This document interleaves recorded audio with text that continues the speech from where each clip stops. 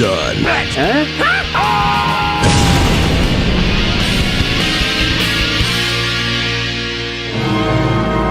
Rocky and Bullwinkle! Rocky and Bullwinkle!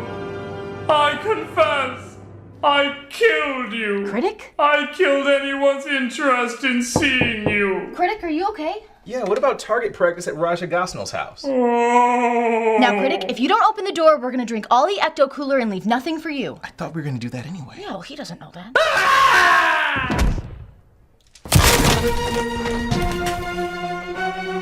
Oh my god!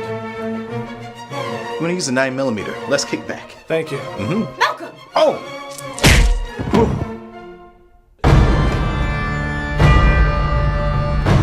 Oh, thank God. He was saying the strangest things about a movie that everyone hates. Clearly, his soul has been twisted by the devil. Do not worry. If there is one thing I know, it is how to force the internet's opinion with shade. It's just good to know that he has such good friends. With this, there's no chance you can misfire. Malcolm! Oh, sorry. I'm gonna do something, do it right. You should be proud of me.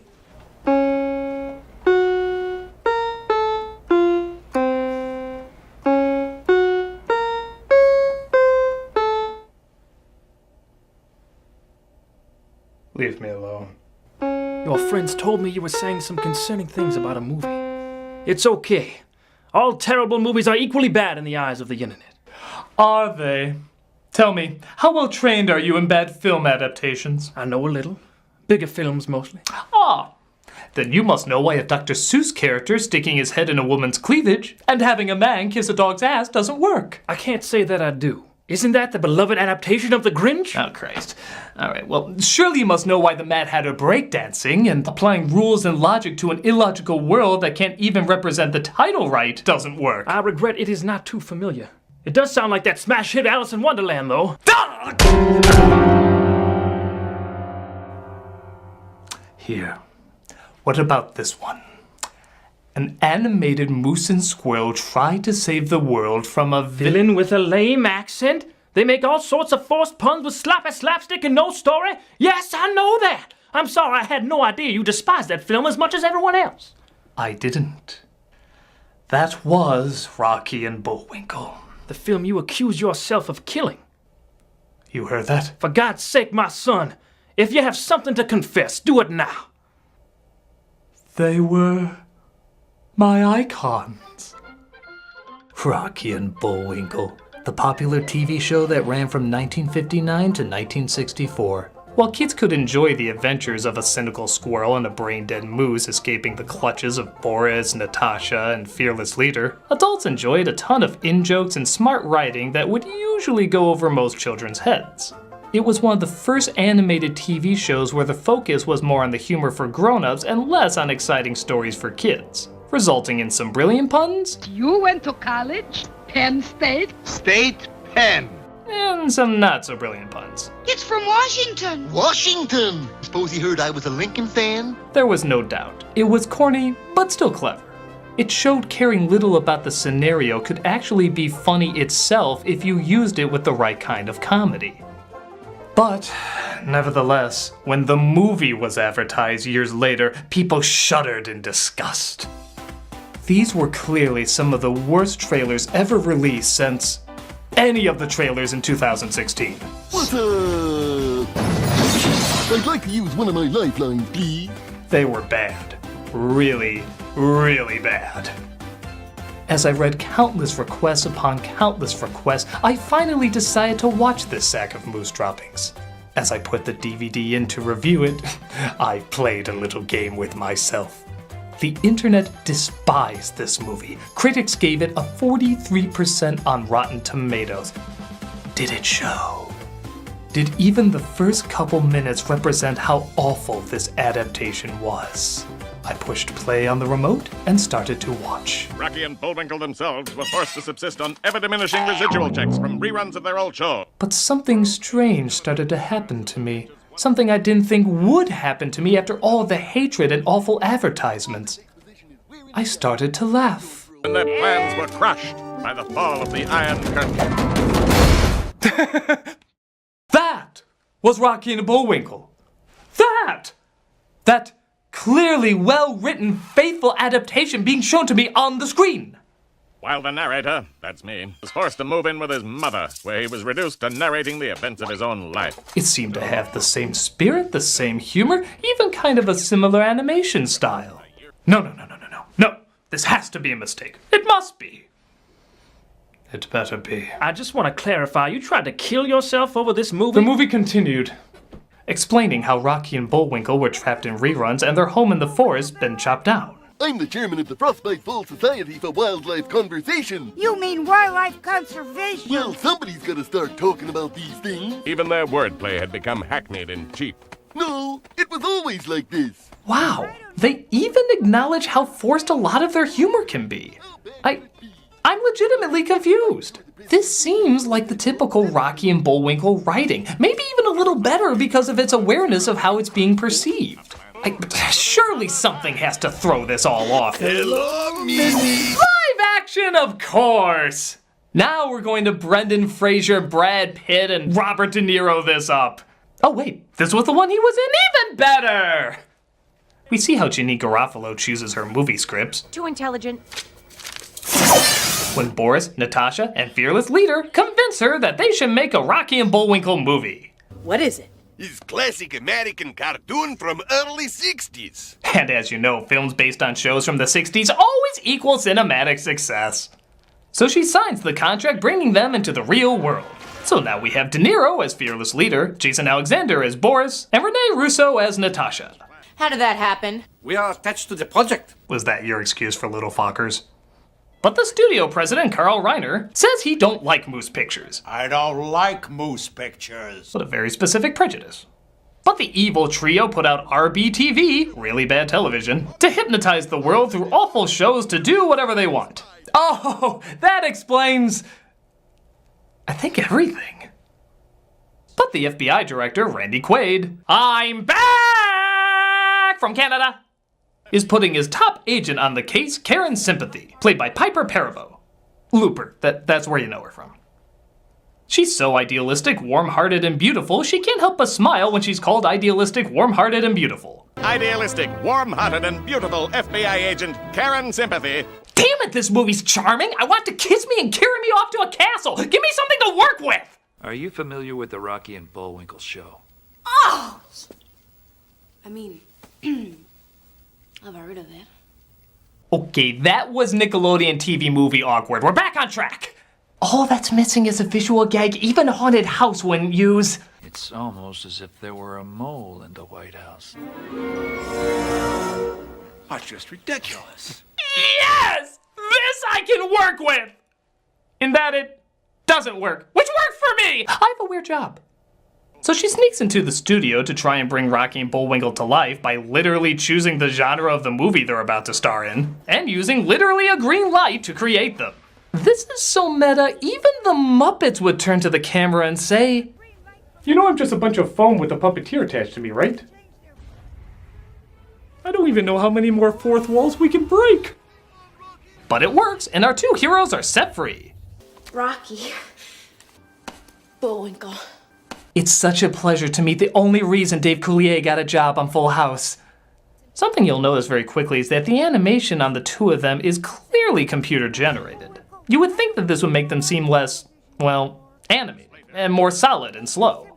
But in a strange way, it actually works. Rocky and Bullwinkle didn't exist in a world of motion. It was mainly an excuse to make verbal jokes. So, in this environment, nothing is really lost. If anything, it really kind of looks like they're in the scene interacting with people, despite them obviously being cartoons. It's not as good as, say, Roger Rabbit, but it is better than other movies where clearly they never look like they occupy the same space. The CG surprisingly really fits. Now, if only that somehow upped Rocky's Prozac prescription. Wait a minute. Why do we take an airplane? It's just not right. I could fly if I had to. We're supposed to be the hero. I guess the world just doesn't need us. I swear, every time he's on screen, he's always bitching or moping about something. That's not what you said before. Bullwinkle, that's not what you mean. What network are you from? What's the point? No! Even Eeyore would be like, Christ, I'd rather be thrown in a fire with the Velveteen Rabbit than listen to this guy. So they outrun the police because clearly the FBI couldn't ask to do any of this, and they make it to her car. Did you watch her show? Did I watch your show? I loved your show. You did? I'm a beautiful lip gloss wearing 19-year-old woman. Of course I've seen Rocky and Bullwinkle. I look just like the rest of our demographic. We also see Bullwinkle's antlers can intercept radio frequencies. Bullwinkle, cover up your nose. Oh, okay. But I was just getting jiggy with it. Don't they know every time a movie makes that reference, God's finger gets a little closer to smoting us? But I was just getting jiggy with it. So the villains begin their hypnotizing test to see if they can make people dumber. It works! There has never been a way to actually destroy a cartoon character until now. What about that movie Roger Rabbit? Shut up! This is totally different! No? That was funny. It was a funny line, funny delivery. Even that awkward silence kind of made it work. Again, it really is like Rocky and Bullwinkle. Some of the jokes are funny and some of the jokes are awful. That's always what they were. Yes, all that's missing are the confusing jokes. The ones that don't make sense as a kid or an adult. Oh, like, I don't know, having an unexplained kid as an evil scientist? Yes, that would be mighty The confusing. computer degenerating imagery, or CDI as I like to call it. Why, that's as odd as... A random animated weasel they just found? Now I know what happened to my friend Freddy the Ferret. How? Oh, it's okay. Before you even get a chance to question it, they throw in a funny line, so you completely forgot what you were confused about. Send him where all worthless cyber junk ends up. The internet. I feel delighted, annoyed, and puzzled all at the same time. Exactly. That was Rocky and Bullwinkle. What was the movie up to? Could it be so clever that it was purposefully bad in some places and purposefully odd in others? No, it has to just be bad. This is 2016 internet, and I will not allow anything down the middle, especially for the feature. Oh, I don't know. This sound effect's becoming pretty annoying. Okay, that is entirely bad. But in Sci Fearless Leader's eye, there's a cartoon. Because the director said they'll get it. When suddenly objects start falling from the sky. Look out! You're the one driving. Beware me. Thank you, me. They get away, though, leaving Boris and Natasha to face the punishment of Robert De Niro's in-joke. Are you talking to me? Are you talking to me? And when I say in, I mean about as in as John Travolta or Tom Cruise. It's so not in that it's pretty much out. The two of them steal a helicopter from a very strange Jonathan Winters cameo. Sick and tired of shopping for helicopters. Boy, if I had a missile, I'd blow your buns right out of the sky. I'll leave that alone. He was very old and said yes to 2 of these, for God's sake. But our heroes get intercepted by a possibly stranger cameo from John Goodman. But she really is with the FBI. Yeah, and I'm really John Goodman. Let's get in the car. You know, after Blues Brothers 2000, I wouldn't admit I was John Goodman either. So they're separated from their Coyote Ugly co-star. Yes, that's the other one you know her from. Put it down. As they partake in, what a shock, more puns. We don't have time to get to Washington. This is no time to worry about getting the washing done. You know, Rocky and Bullwinkle really need a pun scale. Something to show which ones legitimately work and which ones are Hitler's ass scratchers. This movie's getting kinda... Don't say it. Two-dimensional. Oh, great! There's no telling how low that pun will go! Someone's watching Rocky and Bullwinkle again. They're picked up, however, by a duo of, hey, this was a thing. See, where you guys been all this time, huh? Reruns. You know that's never gonna happen to us, right? Boy, I don't know whether to feel bad or... No, that's the only option. They go to the boys' college, which was actually a school Bullwinkle went to in the show, but there's just one problem. The college is anti-moose. There's the animated freak now! What is with all the moose hate in this? What, did he violate your safe space with his giant antlers? Is he now on the wall of entertainers that are too shocking to perform at colleges? Speaking of which, Karen flirts with a Swedish guard by promising to take him to the movies if he gets her out. But is it me or are her hand gestures a little too, symbolic? How would we eat our popcorn? Well, we could eat our popcorn with one hand and hold hands with the other. Yikes!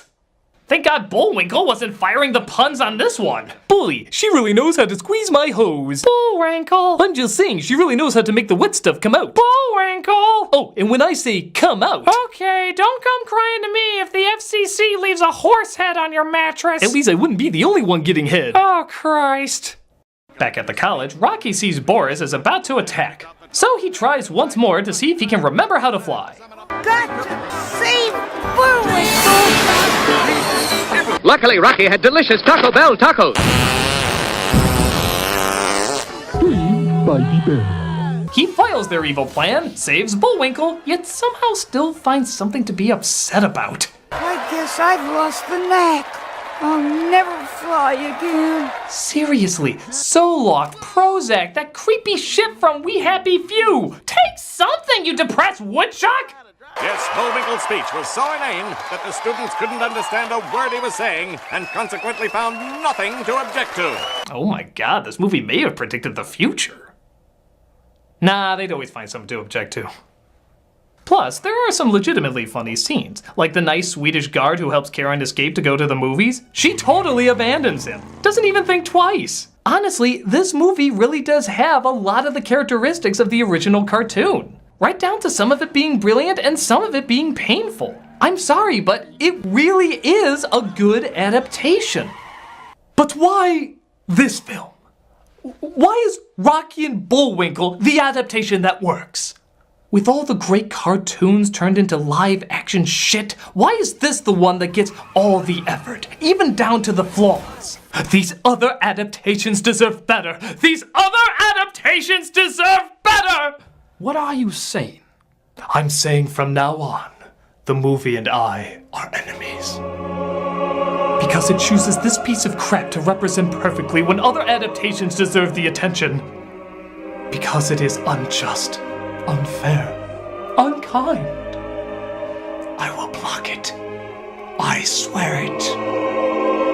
I will hinder and harm that feature on Earth as I am able. I will ruin Moose and Squirrel. You know people already hate it, right? Well, yeah, but I'll make them hate it even more. That's not very impressive. You're not very impressive.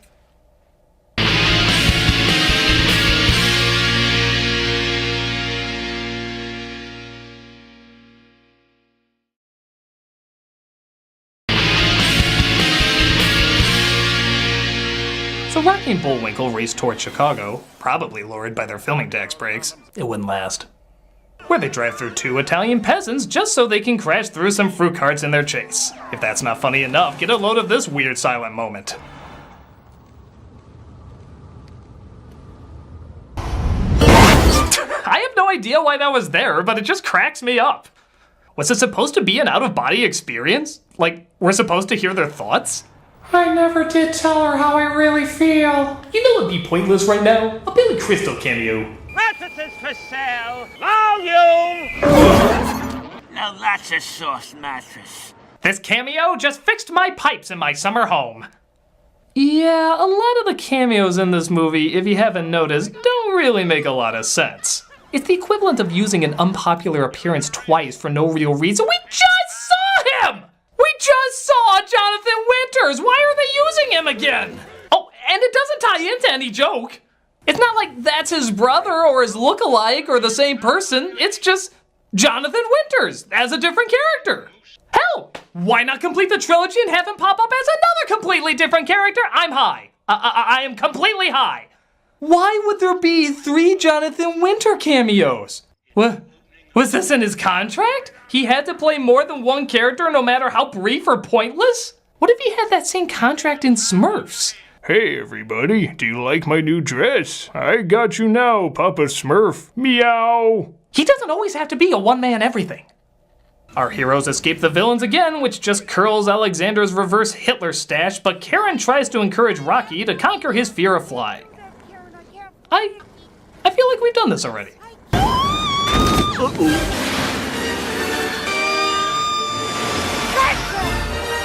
Rocky, you're flying! You're flying! This is the most exciting moment since, let's look at the clock here, 20 minutes ago! 20 minutes ago is when this happened. I was just as excited then. Actually, no, I'm less excited because we did it, what was it again? 20 minutes ago! We come across this image that, quite frankly, I have no words for, as the villains lie about destroying our heroes, making Fearless Leader very happy. Excellent! My faithful minions, excellent! Go home, movie. You're drunk. I clearly haven't licked enough toads for this. How is it Robert De Niro has been in movies where he's worn fake boobs, and yet somehow this seems more demeaning? Well, at least they get chocolates, though. I've so many questions. Karen and Rocky get captured and see what Fearless Leader has done to the other agents. And now, ladies and gentlemen, the main cause of your bedwetting tonight. Look close and deep. There's no way you're getting those urine stains out of your mattress. Not terrifying enough? What if we meld it with a beautiful lady and one of your cartoon icons? Rule 34 has nothing on this insanity. The Lord knows someone's jerking off to it. Meanwhile, Bullwinkle accidentally lands in Washington. Well, as long as I'm here, I might as well talk to the president about the trees. Oh yeah, the trees are still a thing. Is this like a last-minute environmental message? Because it's not worked in very well. I don't think Gone with the Wind would be very powerful if they suddenly threw in, Where shall I go? What shall I do? Frankly, my dear, I don't give a damn. and by the way, don't smoke. But Quaid is still there and realizes the best way to get Bullwinkle to save them is to email him over. Say, what's this site called Tentacle Hentai? Save it! Time stood virtually still at RBTV. No, not really. We just want to show off we could do that effect. But it's too late, for everyone is under Fearless Leader's control and he forces the world to vote for him. Vote for Fearless Leader. We will vote for Fearless Leader. Either one works in this scenario. But Bullwinkle's antlers reverse the signal and he slams into De Niro, surprisingly holding back a raging bull joke. I would have done it. Everything gets wrapped up and our heroes of course save the day. And RBTV changed its name from Really Bad Television to Rocky and Bullwinkle Television. What's the difference? Wow, I think Rocky's negativity is really rubbing off on him. Y'all gotta learn how to love yourselves. Speaking of which, Karen is allowed to love her inner child because the film reminds us that was a thing. And she even goes back to the Swedish guy who was still waiting at the movies the whole time. Damn it, that's funny! I don't care if he looks like James Marsden melted into Greg Sestero, it's still a funny joke! The trees are planted again until the next computer-generated jackass complains about them and all is right with the world. Except for the fact that it's here. It's here on Nostalgia Critic, and you know what that means. Destruction. Destruction of the feature done by the destroyer of films, Nostalgia Critic. What passion, what comedy. He has been touched by the internet gods. And Hollywood forced to listen. Hollywood that decided this was going to be one of the most faithful adaptations, while other adaptations deserve better. I, for once in the end, laughing at them. Still, I have to admit, I kinda liked it. Okay, it's nothing great, but Rocky and Bullwinkle wasn't really anything great either. It could be brilliant, but it could also be kinda lame. It could be creative, but it could also kinda be phoned in. The jokes overshadow the story and characters every time, but that was always the idea. And that's precisely what this film is. It captures its source material to a T. Even the trailer redubbed a lot of the lines so it would sound lamer for some reason. What's up? What's the difference? So it's no wonder nobody wanted to see it. It has a similar feel as George of the Jungle. It's obviously meant to be a kid's movie with some tongue-in-cheek jokes for adults, but it never loses track that it's mainly just meant for kids. Yeah, again, for the most part. And as kids' films go, this is fine. No classic or anything, but a solid C++. If you're not a fan of the original cartoon, you probably won't be a fan here. But if you have a soft spot for puns, good or bad, fourth wall jokes, and kind of an awkward yet still likable charm, God help me, I actually think this is enjoyable enough to watch.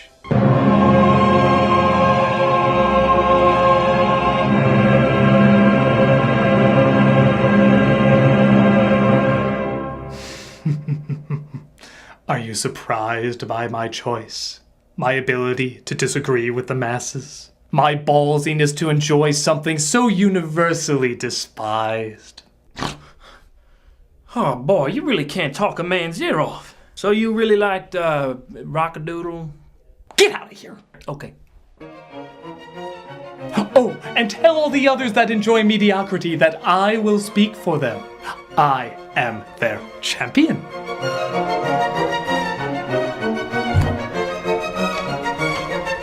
Has he gone crazy?